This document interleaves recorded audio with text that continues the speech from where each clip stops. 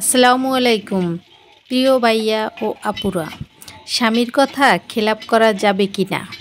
বিশ্বাস হয়? এগুলো আমাদের সমাজের অবস্থা, যেখানে আল্লাহ বলেছেন, তুমি তোমার ভাইয়ের সহযোগিতায় না থাকলে আল্লাহর সহযোগিতা পাবে না। সেখানে স্বামী স্ত্রী সন্তান এগুলোর মধ্যে কোনো মিল মহব্বত নেই।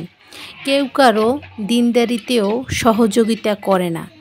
স্ত্রীর সঙ্গে আল্লাহর রাসূল সাল্লাল্লাহু আলাইহি সাল্লাম যে ব্যবহার করেছেন, তাকে যেভাবে সহযোগিতা করেছেন, তার কাজে যেভাবে সহযোগিতা করেছেন, তার সঙ্গে যেভাবে গল্প করেছেন, তার রান্নাতে যেভাবে হেল্প করেছেন, ওইগুলো করে না।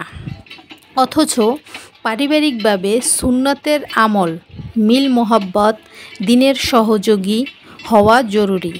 প্রিয় ভাইয়েরা, হাদিস দ্বারা বোঝা যায়, আপনার স্ত্রীর জন্য একটি আইসক্রিম কিনে নিয়ে বাড়িতে যাবেন। এটা মসজিদ, মাদ্রাসা, সাধারণ দান যেগুলো করবেন, বা অন্য অনেক ক্ষেত্রে দানের থেকেও আল্লাহর কাছে এটি বেশি প্রিয়। একটি হাদিয়া আইসক্রিম কিনে নিয়ে স্ত্রীর জন্য যাওয়া। আমাদের আচরণের মধ্যে এগুলো নেই, কারণ আমরা চিন্তা করছি ওটা নবীওয়ালা কাজ না। নবীওয়ালা কাজ খালি আমরা কতকগুলো সিলেক্ট করেছি, ওই জায়গায় নবী লাগে না।